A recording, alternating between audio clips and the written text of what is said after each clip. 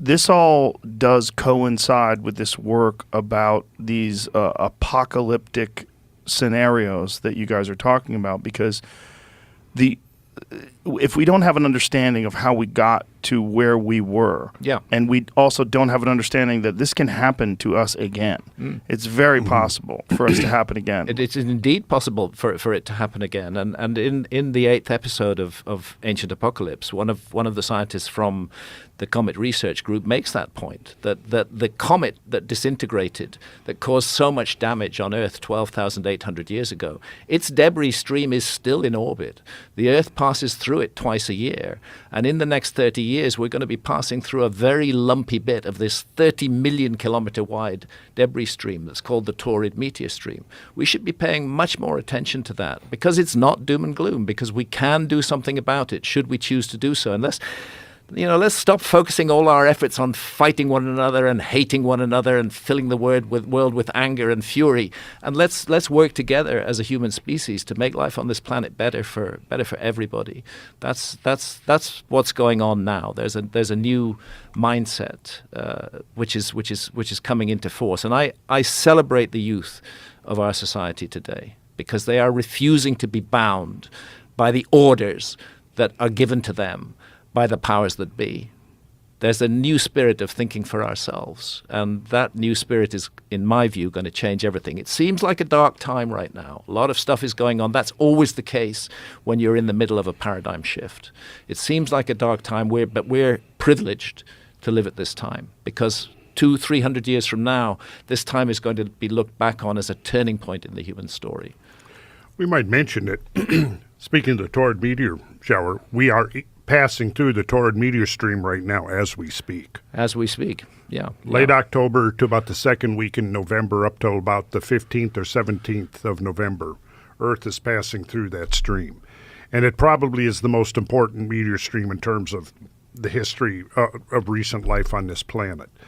And this goes, to people like Bill Napier and Tube and all of those guys who've... Major astronomers are very aware of this, and it's almost like something is trying to shut them down and stop the word getting out there. Yes, NASA has a search for near-Earth asteroids, but weirdly they're not paying any attention to the Taurid meteor stream. We know that there's 200 objects in the Taurid meteor stream that are a kilometer or more in diameter.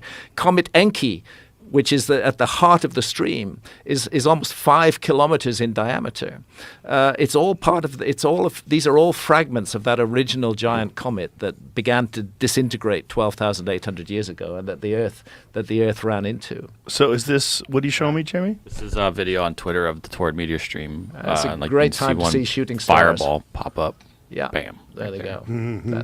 That's exactly what happens. We're in that time period now, and fortunately, most of those fireballs are caused by little objects, maybe the size of your fist, maybe just the size of a fingertip, maybe just a speck of dust burning up into the atmosphere, but they are shrouding very large objects that are on that same orbital trajectory which the Earth crosses twice a year. And we should be paying attention to those large objects, because we can actually do something about them. And the evidence shows that they did something terrible to the Earth 12,800 years ago, and they changed everything.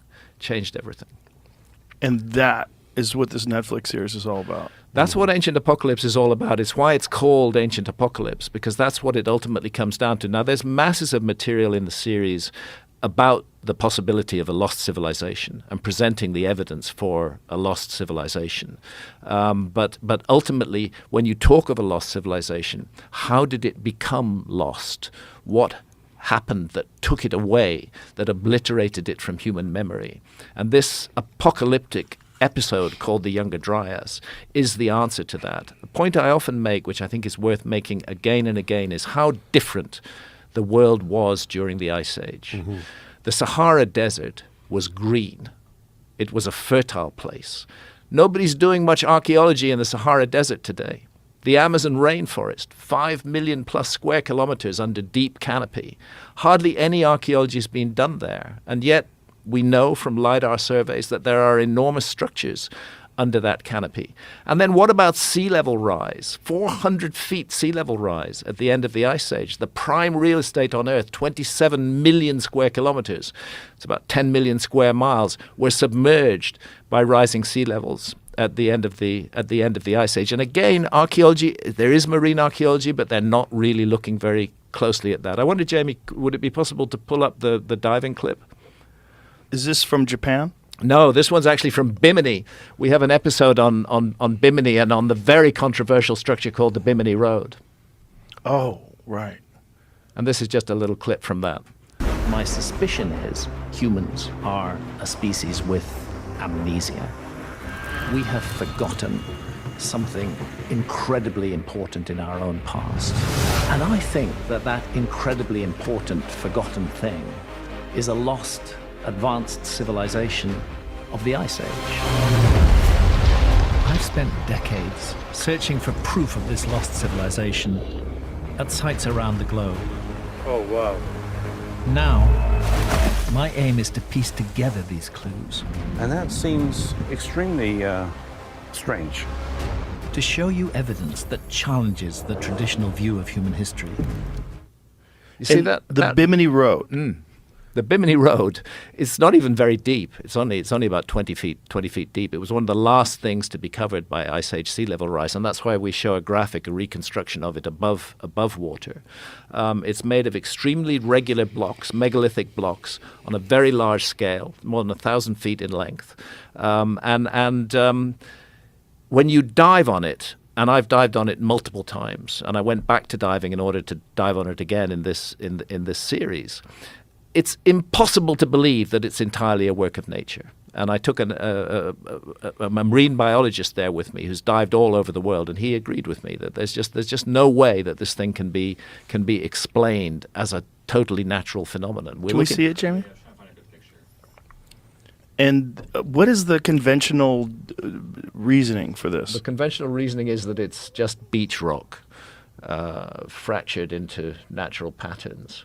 But when you get there and get underneath those rocks, you see that they're propped up, they're leveled out with rocks underneath them, that the whole thing is being very carefully structured by human beings. And the point is, and another point I'd like to make is Bimini today is a tiny, tiny island. But Bimini during the Ice Age was part of an enormous island. The whole Grand Bahama Bank was above water, an enormous island. And weirdly, that island turns up on an ancient map. It turns up, that's not the Bimini Road. But that is on the left. That's the Bimini Road. You got the cursor on there. Yeah.